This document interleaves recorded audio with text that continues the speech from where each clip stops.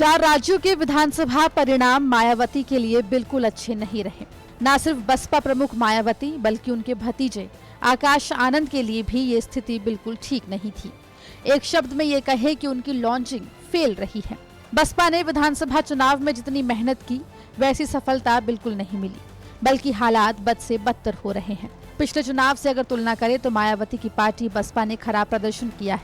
अगर राजस्थान की बात करें, जहां आकाश आनंद ने पदयात्रा की, वहां 2018 में बसपा को 6 सीट मिली थी, लेकिन 2023 में सिर्फ 2 सीट मिली। जबकि मध्य प्रदेश में एक खाता भी नहीं खुला, जहां 2018 में 2 सीट थी। ठीक ऐसा ही छत्तीसगढ़ में रहा, वहां भी बसपा का खाता नहीं खुला। यहाँ भी 2018 में 2 सीट थी। तेलंगाना में 18 में 0 और 2023 में भी 0 ही रहा।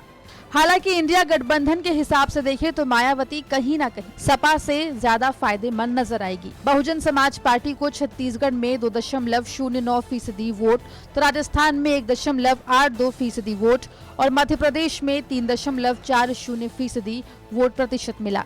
जबकि मध्य प्रदेश में लड़ी समाजवादी पार्टी को 0.46% वोट परसेंटेज मिला। वहीं मायावती ने मध्य प्रदेश में कांग्रेस का नुकसान भी किया।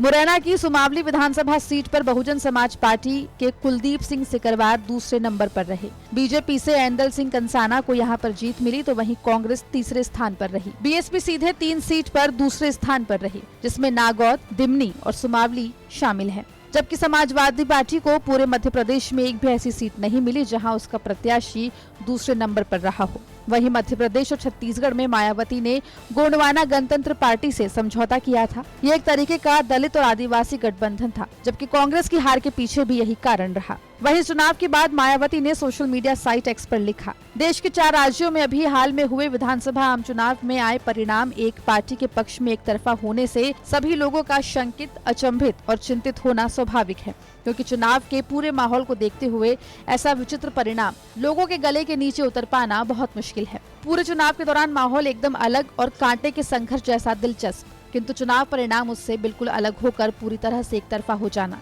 ये ऐसा रहस्यात्मक मामला है जिस पर गंभीर चिंतन और उसका समाधान जरूरी है। लोगों की नब्ज पहचानने में भयंकर भूल चूक चुनावी चर्चा का नया विषय है। इसके अलावा बसपा 10 दिसंबर को मीटिंग करने जा रही है।